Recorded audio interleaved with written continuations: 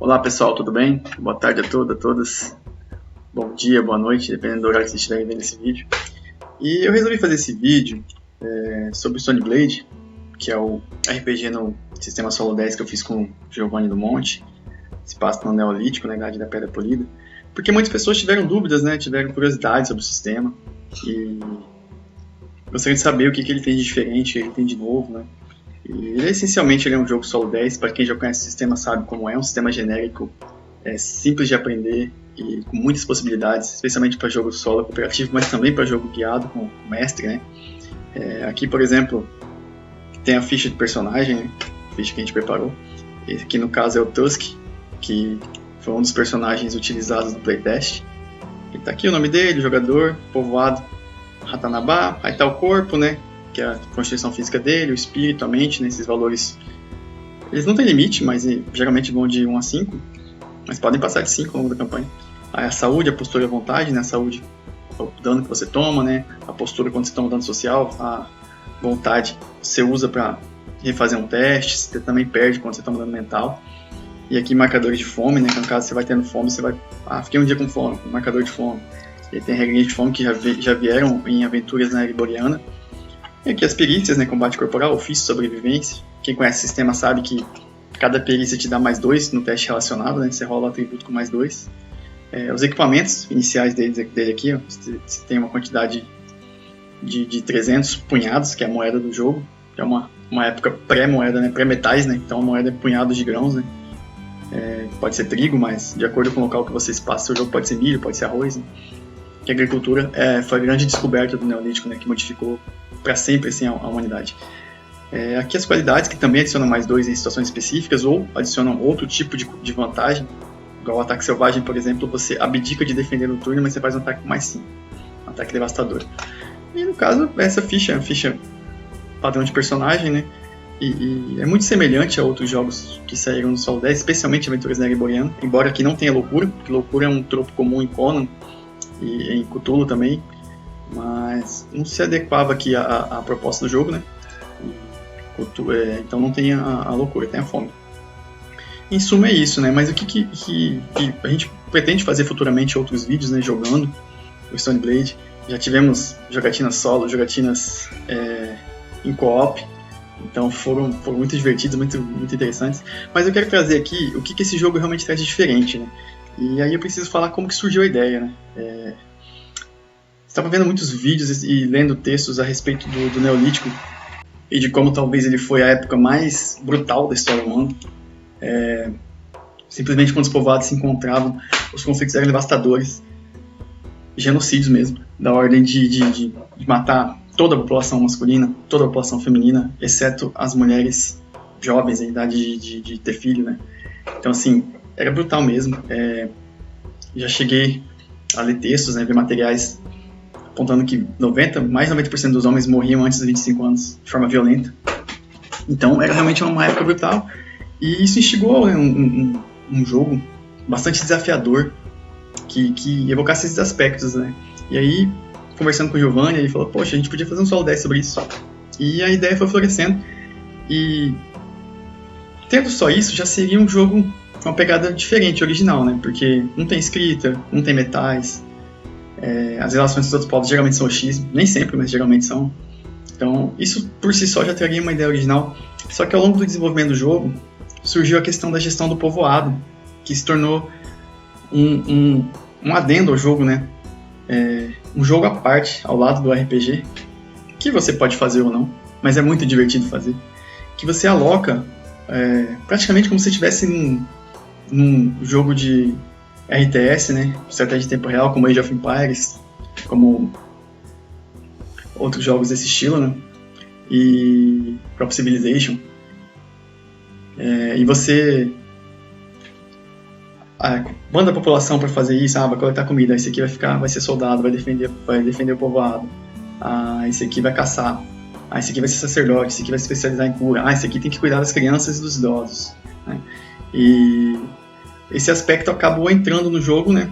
E somado a ele, a gente adiciona também uma pegada de X-Crawl, no qual você tem um mapa hexagonal em branco no começo do jogo. Você inicia na posição inicial, marco 0, E conforme você vai explorando o mapa, você vai conhecendo o que tem, quais são os territórios ao redor e se tem ou não povoados, né, se tem ou não perigos. Então é um mundo, praticamente o mundo do início do jogo do Age of Empires, né, que tá tudo escuro, e você começa a explorar ali e conhecer. E essa exploração por vezes é necessária, por vezes o perigo vem até você. Então assim, você pode montar o seu mundo do jeito que você quiser, ou você pode sortear oráculos, que é muito divertido, porque cada jogo é uma surpresa nova, né? E você pode sortear, inclusive, até o ponto inicial em que a sua civilização surge, né? Então, no caso aqui, vou dar um exemplo, né? Como se eu estou iniciando o jogo com o Tusk, meu personagem, e vou aqui sortear o local inicial do meu povoado. O que é, né? O que tá nesse local do meu povoado, né? Então, vou rolar o dado aqui. São 10.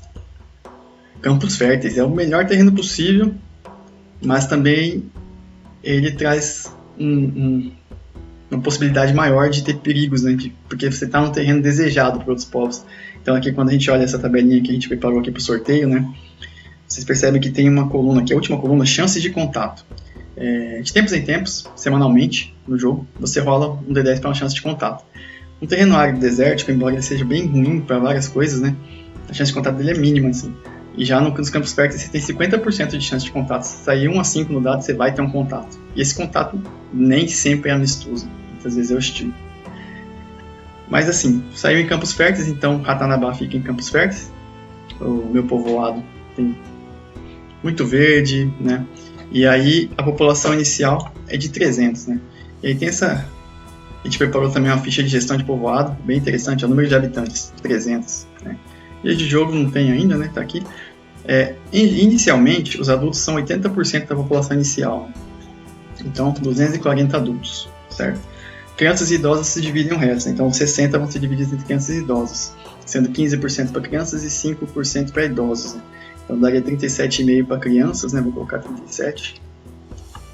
13 para idosos. Essa é a nossa população inicial. E aí, tem essa questão de alocar, né? Eu não vou fazer tudo isso aqui agora, porque tornaria o vídeo muito longo, foi gerido de propósito, mas essa questão de alocar, você aloca na caça, na pesca, e aí tem quantidade de trabalhadores alocados, né? A agricultura ela rende inicialmente 2,5 por pessoa, que é um rendimento que já tinha na Aventuras na Arboriana. A gente não quis divergir, né? Quis manter a unidade do sistema. Como já era outro jogo nesse mesmo sistema, a gente achou interessante não divergir. Então, você colocar 2 trabalhadores, por exemplo, né? Vai render 5 unidades de alimento por dia.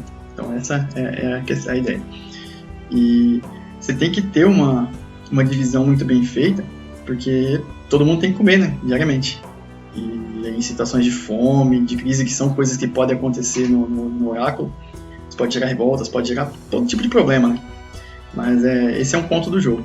E aí outra questão, né, que a partir do momento que você sorteou o seu povoado, né, você nesse mapa hexagonal você vai pintar, você vai usar um lápis de cor mesmo, né? É bem divertido essa parte.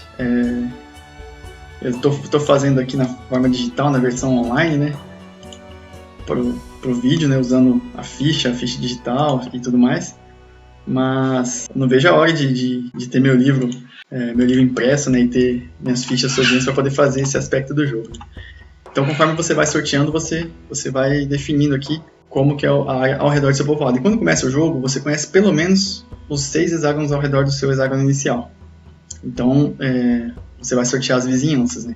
Então, eu vou começar pelo norte. E você pode começar por onde você quiser. Eu escolhi pelo norte, então vamos lá, eu vou rolar um D10. Caiu 7. Então, no norte, o que tem é lago. Então, é azul. No final do processo, eu vou mostrar para vocês como que ficou essa localização.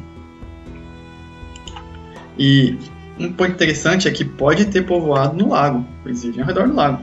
Povoado que vive de pesca, pode ter isso daí sim. Isso é possível também. Então você sorteia, assim que você sorteou um território na vizinhança, você vai sortear, vai rolar mais um D10. Se cair 1 ou 2, significa que existe uma comunidade nesse local. Então vamos ver se nesse lago tem uma comunidade. 5, não tem. Então vamos sortear agora ao nordeste, né? Vamos fazer o círculo.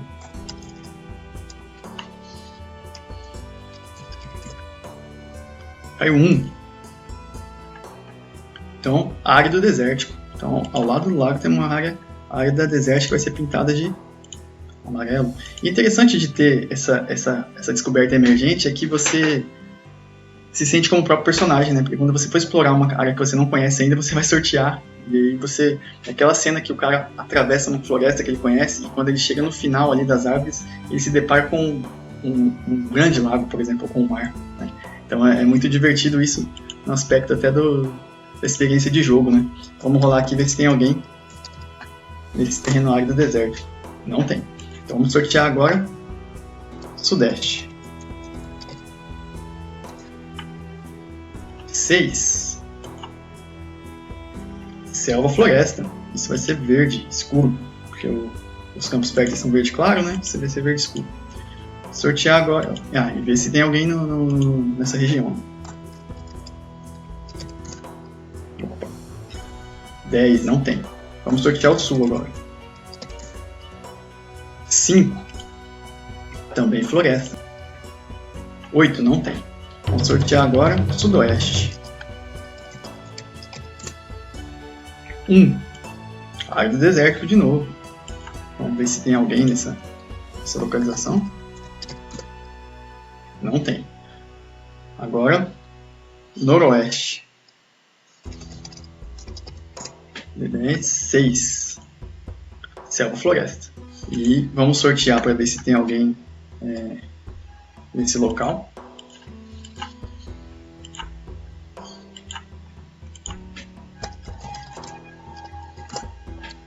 Não tem.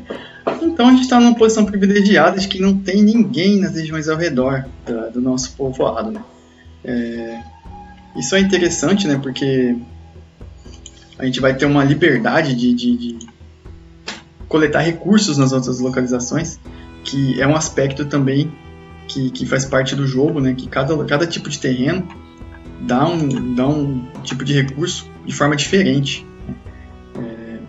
Isso é abordado na parte de ofícios do jogo, que fala da situação de coleta de recursos, né? Obtendo seus recursos. E aí tem essa tabelinha aqui, ó, que é bem interessante, que numa selva floresta, você obtém 20 punhados, né? 20 unidades de madeira e fibras por dia de trabalho, por cada trabalhador. Só que se for em qualquer outro terreno, são 6 apenas. Então, pedra, em colinas, é 30, mas se for em outro terreno, são só 10. Então, tudo vai depender do tipo de recurso, e isso é importante para o jogo, né? Que seja para você produzir ferramentas, para você produzir armas, para você negociar com outros povos, para você criar paliçadas, né? Construir paliçadas ao redor do seu povoado e protegê-lo. Então, são todas questões importantes para o jogo, né? E que envolvem essa exploração do mapa, né? E vamos ver como é que ficou aqui nosso mapinha, né? No fim das contas, vou colocar ele aqui. Ver o mapa inicial do nosso povoado do Ratanabá e como que a gente vai ter essas regiões para explorar. Então aqui está o nosso mapa inicial. Posição 0 é o Ratanabá. Caso tivesse algum povoado em alguma localidade, receber o número de 1, de 2, de 3, né? Que você tem uma ficha também para comunidades conhecidas, né? Que você vai listando elas e listando se elas são amigáveis, se elas são inimigas, que é outro aspecto importante também, né? Quando você sorteia uma comunidade e ela existe, né? Existe uma comunidade próxima de você, você sorteia a disposição dela, né? Ela pode ser hostil, neutra, amistosa ou aliada. Então são todos esses aspectos que envolvem o Stone Blade. Ele também trouxe o combate de massa do Aventuras da Boreana, foi muito acertado e funciona muito bem. E aí são questões que podem se tornar perigosas no jogo, né? Ainda mais se você tiver uma comunidade com poucas pessoas, né? Ou poucos guerreiros. Você receber um ataque surpresa, um ataque repentino, que é uma coisa que pode acontecer. São rolagens que você faz de tempos em tempos, vão afetar a experiência de jogo, né? E traz um aspecto até de wargame um pouco. Uma experiência diferente de outros Solos 10 que já foram produzidos, né? Então é isso, esse vídeo curto foi mais para isso, para mostrar esse aspecto do Stone Blade. Mais para frente vamos fazer outros vídeos também sobre o gameplay, jogando um co-op, jogando aventuras e colocando tudo em conjunto, né? Ações individuais dos personagens, e esse minigame da gestão do povoado, né? Que foi a grande novidade que a gente trouxe aí. Mas no livro básico também, para quem já adquiriu, tem 2 exemplos de jogo, né? Inclusive aqui tá o Tusk e a Maya, que são os personagens do meu exemplo de jogo. E o Giovanni também fez um exemplo com 3 personagens que habitavam um povoado. No meu caso, do Tusk e da Maya, eu fiz como renegados, que foi uma ideia que o Giovanni trouxe pro jogo, de você começar não um povoado assim como renegado. Eu falei, bom, como essa não foi a ideia que eu trouxe, eu quero experimentar. E aí foi muito divertido, eles se arriscaram no ambiente, né? Eles tinham um plot de que foram expulsos do povoado deles por um amor proibido. E estavam se aventurando aí. Então é isso, pessoal. Espero que vocês tenham gostado. Boas jogatinas pra vocês e que vocês consigam sobreviver no Neolítico.